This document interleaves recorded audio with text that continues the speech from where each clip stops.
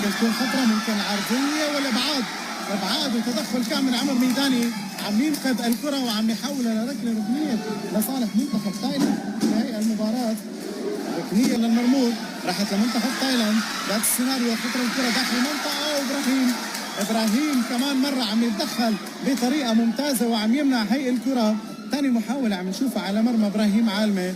شوي الامور خطره، شوي لازم نحاول بانه نحن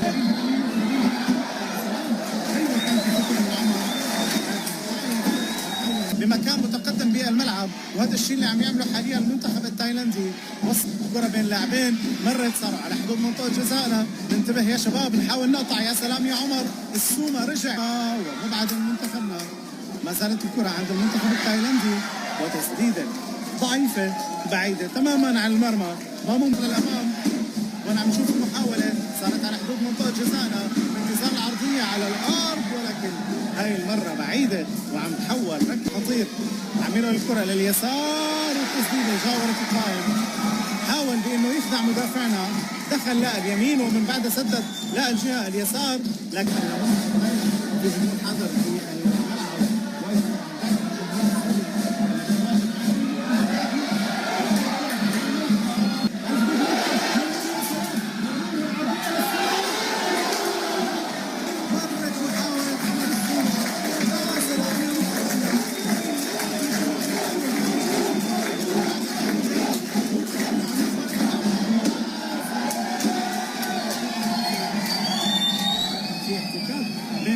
وبين المدافع التايلندي، لكن اشاره الحكم كانت بمواصله اللعب. عم ترجع كمان مره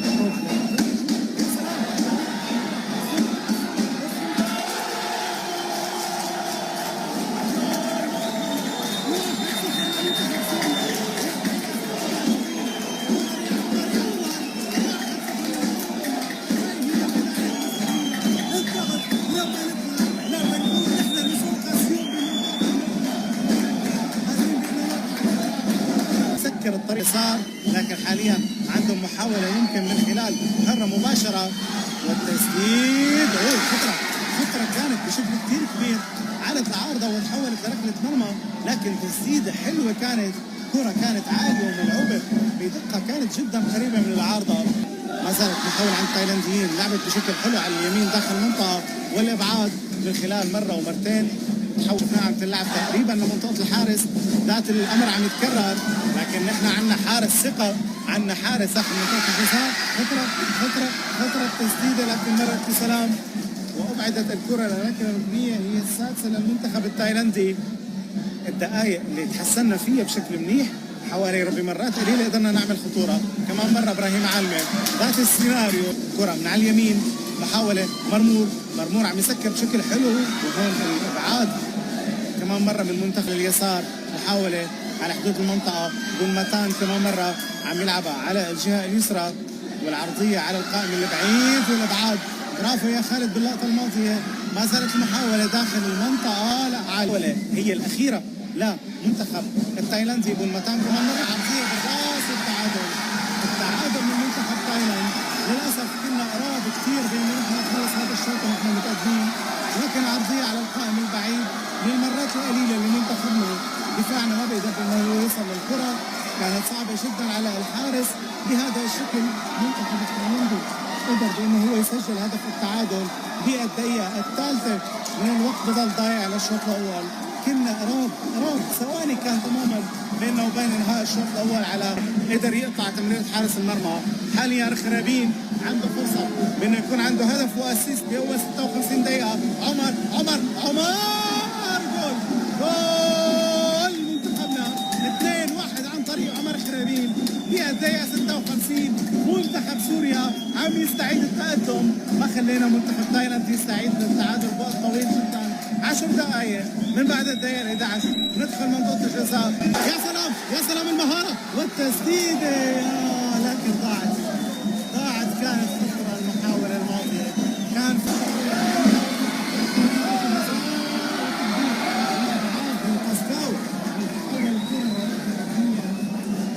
ركنية رقم 9 لا منتخب تايلاند منتخبنا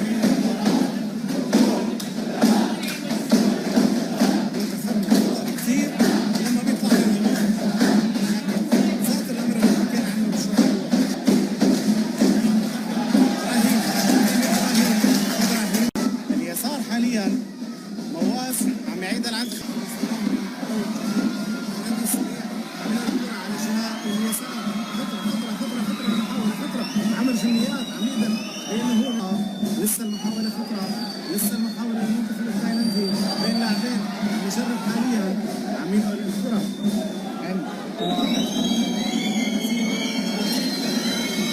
النادي مؤخرا الشهر الماضي، والدوري طبعا ما بدأ حتى الآن، كان هو الدوري الممتازة. هي محاولة، يلا سوما، يا سلام، حلوة كانت التمريرة، لكن القراءة كانت من الدفاع. ولا لازم نحاول انه نخليه يسدد، واضح انه عنده امكانيه عاليه جدا حتى يلعب كرات خطره. على الجهه الثانيه على اليسار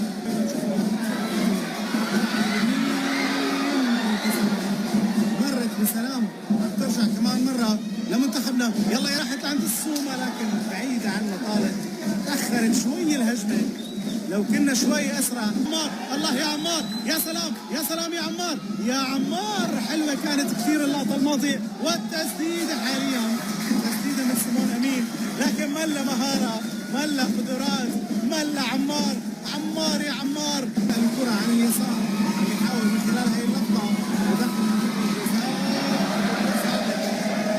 اللاعب، انتصر الكره بامامه، لكن الكره اجت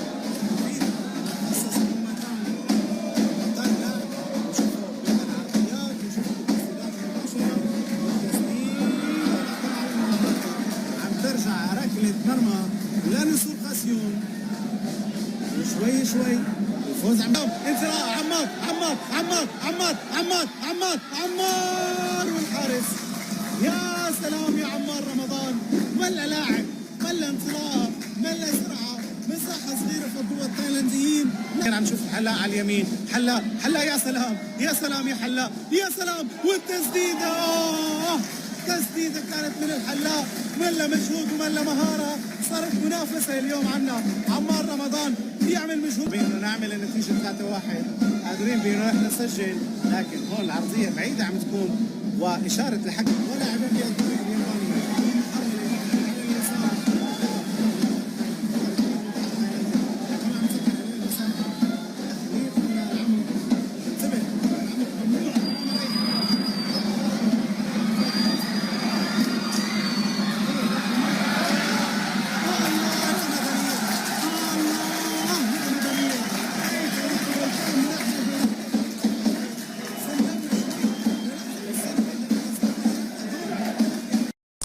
ولكن في حالة تكلمنا هنا عن النشاط الثالث، لاحظ معي العنوان، نوضحه: